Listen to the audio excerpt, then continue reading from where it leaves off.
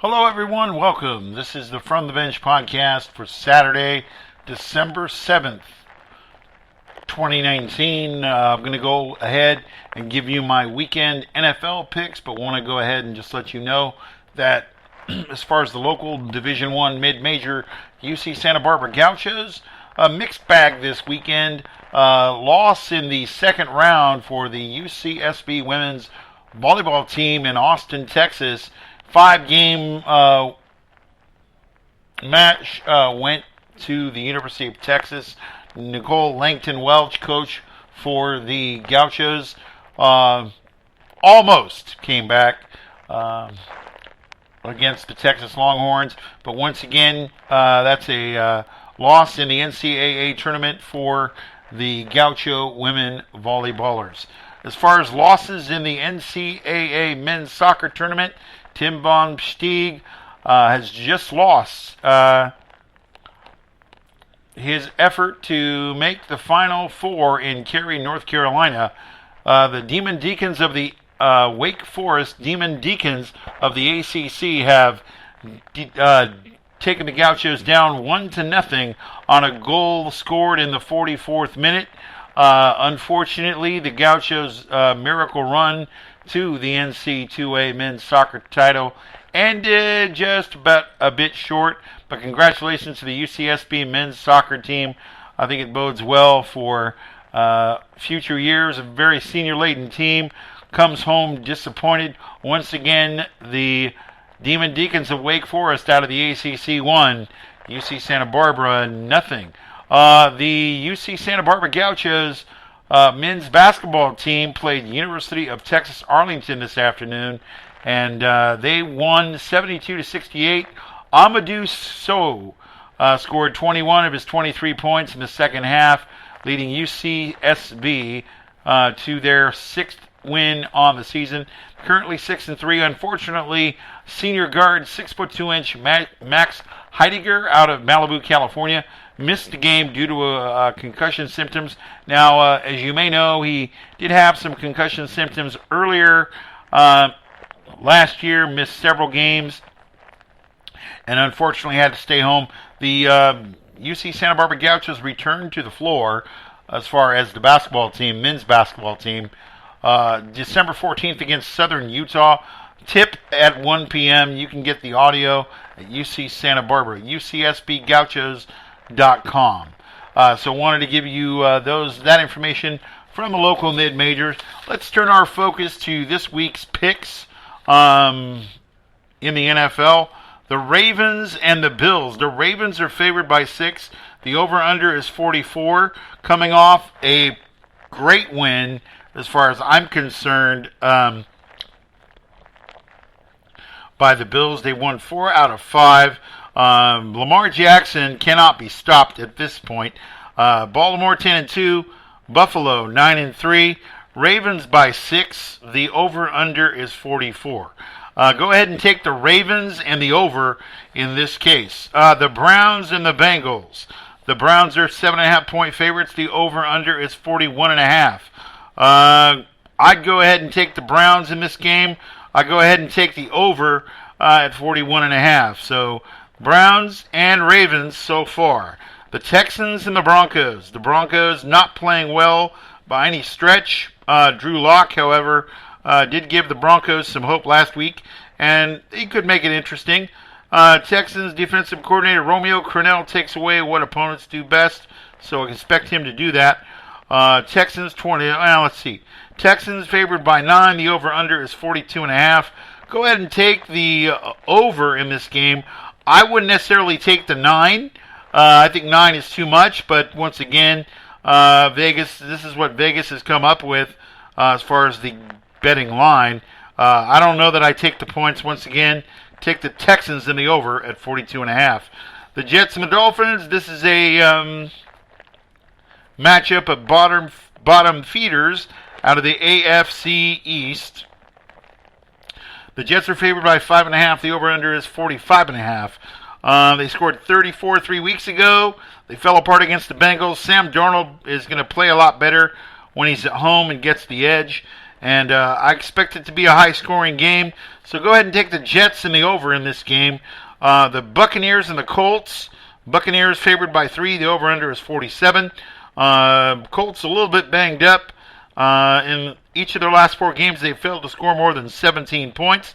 The Buccaneers smothered the run and could be able to throw on Indianapolis.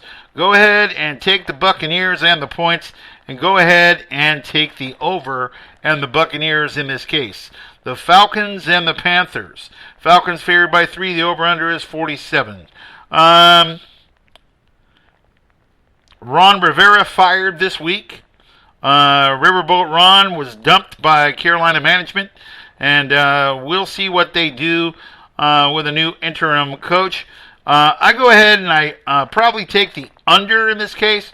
I do take the Falcons for the win. The Panthers will probably be in continual disarray. The Packers and the Redskins. Packers favored by 12. The over-under is 41. I probably take the over in this case. I'm not sure I take the Packers in the 12, though, but that's totally up to you.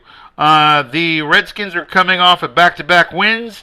Lambeau Field in December is a really tough place for visitors, of course. And then, of course, Rodgers and Aaron Jones should have a big game. That's Aaron Rodgers and Aaron Jones. That tandem should go ahead and get the win for the Packers. The Lions and the Vikings. The Vikings favored by 12.5, coming off a tough loss in Seattle last week.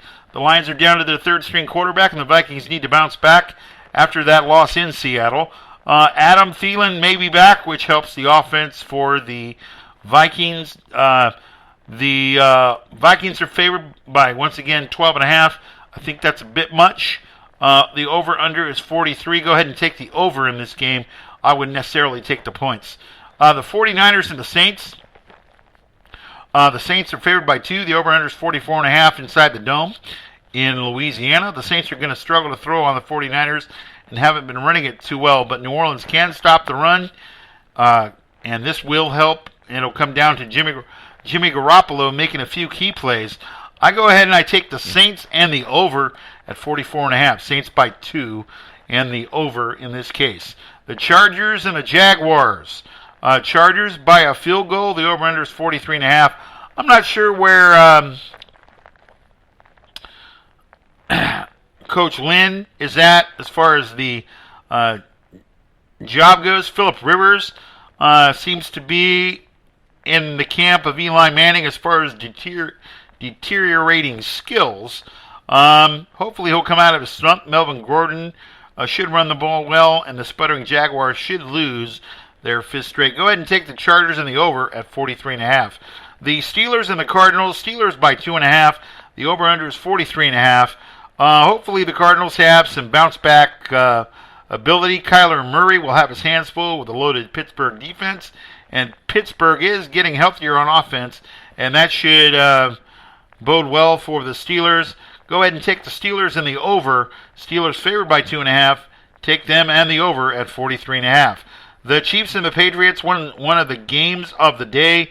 Patriots favored by a field goal. Not sure that they have enough offensively as far as receiving core, but we will see what happens.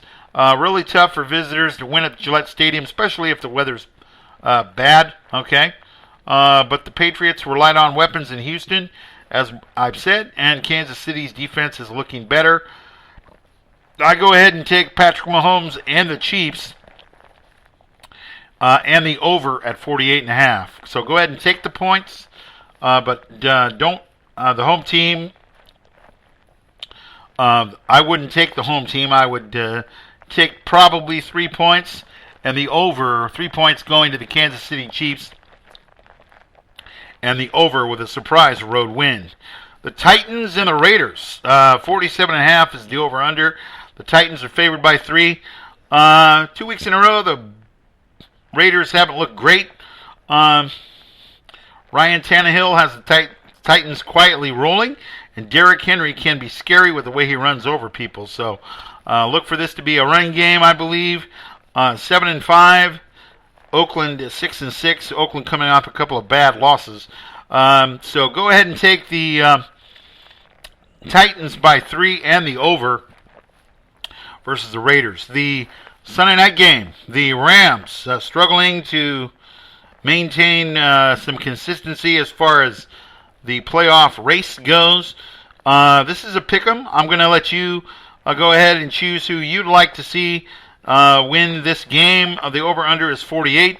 The Rams finally did put a complete game together. Aaron Donald gives Russell Wilson problems, and the Rams come up big in a win or else situation. So, I think that the Seahawks will find a way, assuming that their running game with Chris Carson and Rashad Penny out of San Diego State, the number one draft pick, finally paying some dividends for Pete Carroll. Generally, the Seahawks do like to run the ball. However, I will say this. The Rams and the Seahawks always play games within 3 points as far as their margin. Over the last 5 or 6 years, that's what it's been about. Once again, this is a pick'em. I'm going to let you decide. I think the Seahawks will eke out a win in hostile territory in Los Angeles for the evening. And then, of course, the NFC East, one of the worst divisions. The division hasn't been this bad record-wise since 2002. Okay? Eagles favored by 10. I'm not sure about that with the poor performance of Carson Wentz. This could be a storybook game. Eli Manning is going to come off the bench. This might be the last time you see Eli Manning in a Giant uniform. He may, my prediction is he may retire soon. But the Eagles are favored by 10. The over-under is 46. Go ahead and take the over, but I'm not sure that I would take the 10. I probably would be more along the lines of about 7. So at this particular point, I'm going to go ahead and wish you a very pleasant good evening. This is the From the Bench podcast.